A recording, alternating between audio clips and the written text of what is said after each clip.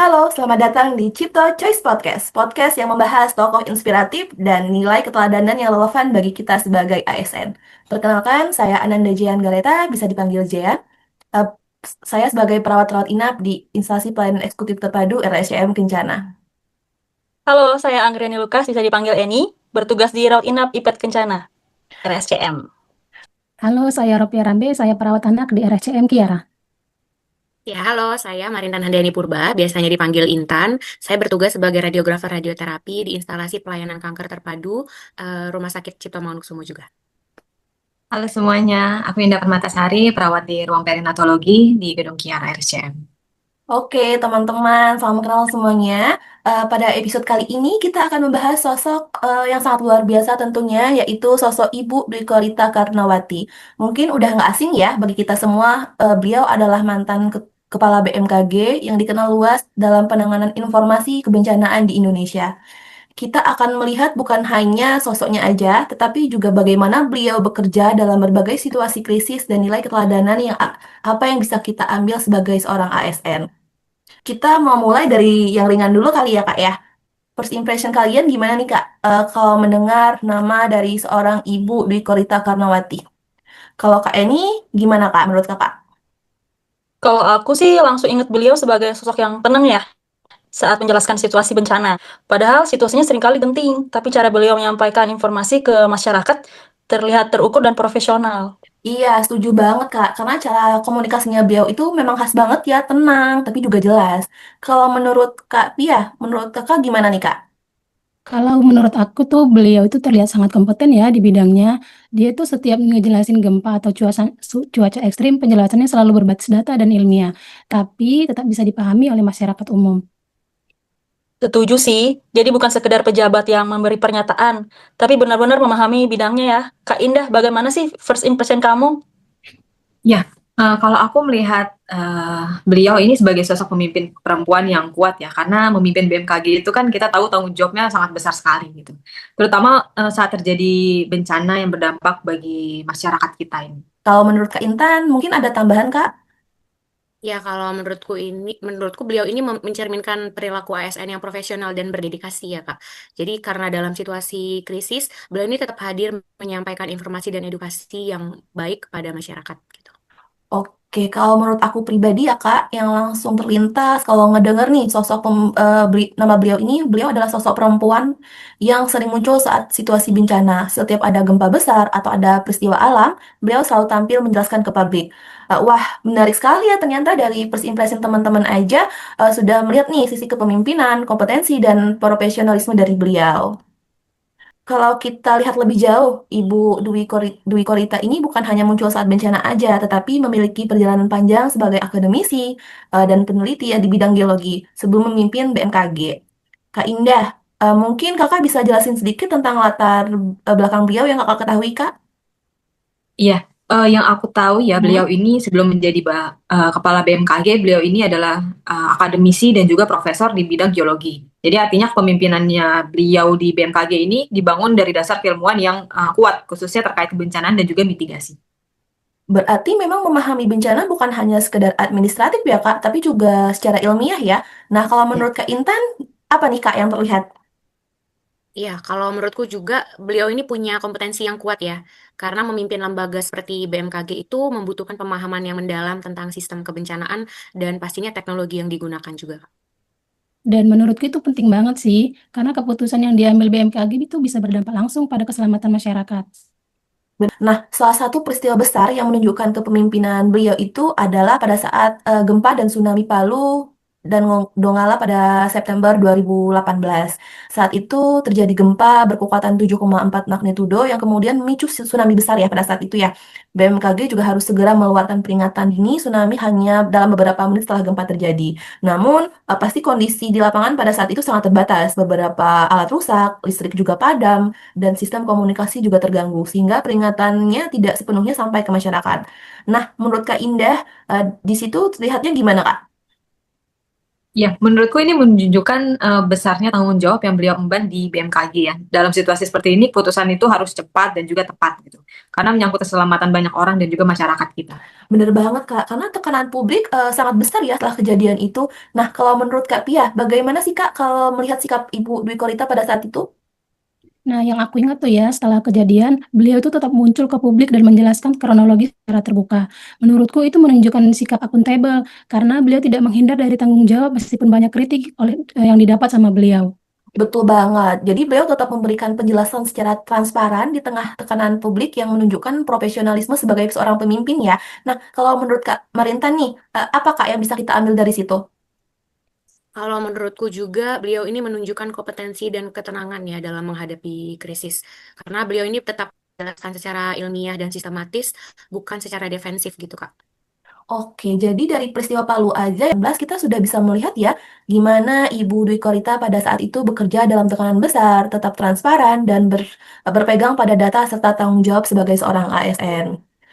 Menurut kalian, gimana sih keteladanan apa yang bisa kita lihat dari cara Ibu Dwi Korita menangani situasi tersebut? Kalau mulai dari aku dulu ya, Kak. Kalau dari aku pribadi nih, yang paling terlihat adalah akuntabel karena beliau tetap muncul ke publik menjelaskan secara terbuka meskipun mendapat banyak sekali tekanan dan kritik. Kalau menurut Kak Indah, gimana, Kak? Ya, aku setuju sih. Tapi selain akuntabel ya, kompetensi juga sangat terlihat sih di sini. Karena beliau ini menjelaskan situasi berdasarkan data dan juga kajian ilmiahnya, bukan hanya sekedar opini. Ini membuktikan kompetensi yang beliau miliki dan juga ini sangat penting agar masyarakat ini mendapatkan informasi yang benar. Nah, kalau menurut Kak ini gimana, Kak? Kalau menurutku sih itu juga menunjukkan loyalitas terhadap tugasnya ya sebagai kepala BMKG saat itu. Dalam situasi sulit, beliau tetap menjalankan tanggung jawabnya sebagai pimpinan lembaga yang harus memberikan informasi ke masyarakat. Benar, tidak mundur dari tanggung jawab meskipun berada dalam tekanan besar ya Kak ya. Nah, kalau menurut Kak Intan nih, mungkin ada nilai lain yang terlihat Kak? Kalau menurut aku nilai lain yang terlihat itu adalah adaptif sih, Kak.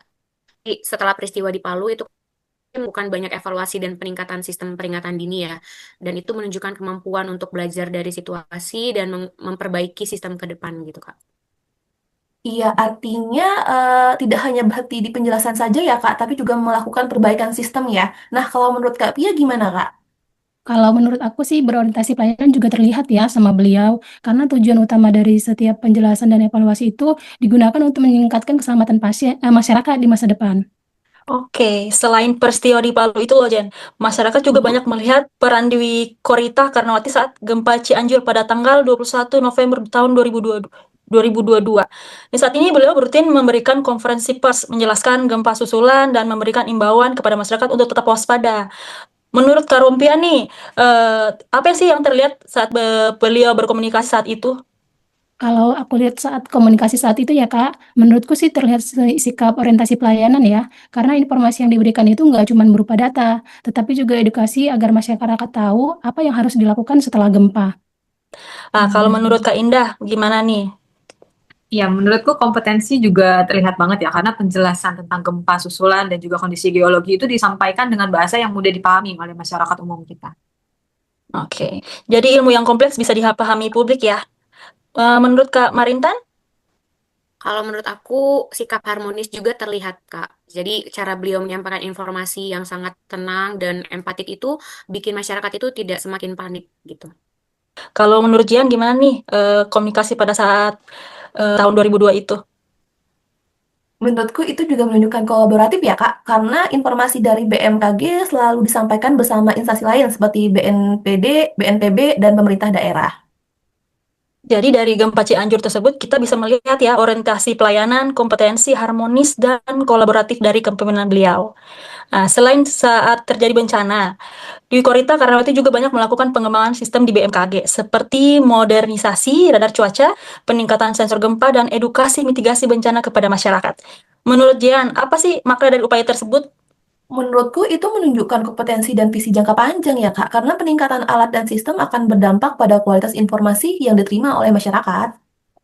Kalau menurut aku, beliau itu menunjukkan perilaku adaptif ya terhadap perkembangan teknologi, karena sistem kebijakan itu kan harus terus diperbaharui dan tetap harus akurat gitu, Kak. Benar banget tuh Kak Intan. juga tuh kolaboratif karena pengembangan sistem pasti melibatkan banyak pihak dan instansi. Iya, betul banget. Aku setuju sih. Jadi kepemimpinan beliau ini nggak hanya terlihat dari saat krisis ya, tapi juga dalam penguatan sistem jangka panjangnya. Oke, kalau melihat berbagai peristiwa yang sudah kita bahas, di sosok di Korita ini masih relevan untuk kita sebagai ASN saat ini, khususnya di bidang kesehatan. Mungkin mulai lagi dari Kak Ropia dulu. Kalau menurut aku sangat relevan ya. Dari kasus-kasus tersebut terlihat bahwa kompetensi dan kesiapan dalam menghadapi situasi darurat itu sangat penting. Sebagai tenaga kesehatan di rumah sakit rujukan seperti di RSCM nih, kita juga sering menghadapi kondisi pasien yang berubah cepat dan membutuhkan keputusan yang tepat juga. Oke. Iya benar, apalagi di RSCM yang merupakan rumah sakit rujukan nasional ya, kompleksitas kasusnya sangat tinggi. Yang menurutku sangat relevan ya, terutama nilai adaptif di dunia kesehatan ini, teknologi dan ilmu itu kan terus berkembang. Kalau kita nggak mau belajar dan menyesuaikan, pelayanan yang kita berikan itu nantinya akan bisa tertinggal oleh negara-negara lain. Dan dari Ibu di Korita ini kita belajar bahwa sebagai ASN itu kita harus terus berkembang mengikuti perubahan. Setuju banget sih Kak, adaptif itu penting sekali ya, terutama di lingkungan kerja yang dinamis seperti rumah sakit. Kalau dari aku pribadi, nilai akuntabel juga sangat relevan. Setiap tindakan keperawatan yang kita lakukan harus sesuai dengan standar dan bisa dipertanggungjawabkan karena berkaitan langsung dengan keselamatan pasien. Saya mau pendapat dari Kakak Marinta nih, menurut Kakak Marinta dari sisi radioterapi, Menurut aku orientasi pelayanan itu sangat relevan ya Kak dalam sisi radioterapi karena dalam penyenaran di radioterapi itu ketepatan dosis itu adalah hal yang sangat penting dan krusial bagi pasien. Dan jadi setiap tindakan itu harus dilakukan secara teliti dan profesional agar memberikan manfaat terbaik gitu bagi pasien. bagus banget ya Kak, artinya setiap profesi memiliki peran sendiri ya, penting dalam pelayanan kesehatan. Kalau secara pribadi, nilai yang paling kalian terapkan nih Kak dari sosok Ibu Dwi Korita ini dalam pekerjaan sehari-hari di unit masing-masing apa nih Kak? Mulai dari Kak Ropiah dulu kali ya. Boleh, kalau dari aku ya, nilai yang paling ingin aku terapin itu berorientasi pada pelayanan. Karena di ruang perawatan anak, itu perawat bukan hanya memberikan tindakan medis saja nih ke pasien, tetapi kita juga harus memberikan rasa aman bagi pasien dan keluarga. Dengan komunikasi yang baik dan empati, keluarga pasien bisa lebih tenang. Nah, kalau menurut Kak Indah gimana nih? Iya, kalau dari aku di Mhm. ruang perinatologi, nilai adaptif dan berorientasi pelayanan itu sangat penting ya. Kondisi pasien neonatis itu kan bisa berubah dengan cepat. Jadi perawat harus sigap menyesuaikan tindakan dan juga tetap fokus dalam memberikan pelayanan terbaik bagi pasien-pasien kita dan juga keluarga. Menurut Kak Intan gimana nih? Kalau aku sebagai radiografer, terutama di unit radioterapi ya, aku ingin menerapkan nilai berorientasi pelayanan, kompeten, dan juga teliti, Kak. Karena ketepatan dan ketelitian dalam penyinaran radiasi ke pasien itu adalah kunci utama dan sebagai bentuk dedikasi kami untuk mencapai kesembuhan pasien itu sendiri. Jadi, menurut aku, berorientasi pelayanan dan profesionalisme itu sangat penting, Kak. Kalau menurut Kak Eni gimana nih Kak? Kalau aku sih ya ingin menerapkan nilai kolaboratif di ruang perawatan kan kita bisa bekerja bukan bisa bekerja sendiri ya. Mhm. Kadang-kadang kita membutuhkan tim-tim yang lain seperti dokter atau perawat lain, tenaga kesehatan lain. Ini sangat penting agar pelayanan pasien berjalan dengan normal. Aku sih pengennya nilai akuntabel dan kompeten karena setiap tindakan keperawatan itu harus sesuai sama prosedur dan terus meningkatkan kepengetahuan agar pelayanan yang diberikan tetap berkualitas. Dari perbincangan hari ini, kita dapat melihat nih bahwa Ibu di Korita ini bukan hanya pemimpin di bidang kebencanaan, tetapi juga memiliki keteladanan dalam dan profesionalisme, tanggung jawab, dan pelayanan kepada masyarakat.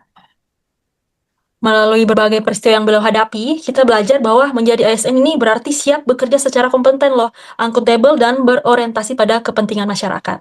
Semoga dari diskusi ini kita dapat menjadi refleksi bagi kita semua ya untuk terus meningkatkan kualitas layanan di unit kerja masing-masing. Nah, kita udah sampai nih di penghujung acara. Terima kasih ya untuk teman-teman yang sudah menyempatkan waktunya untuk berdiskusi bersama pada pagi hari ini tentunya. Dan terima kasih yang bagi teman-teman yang sudah mendengarkan Cipto Choice Podcast. Sampai jumpa di kesempatan berikutnya. Salam sehat. Salam Dadah. sehat semuanya.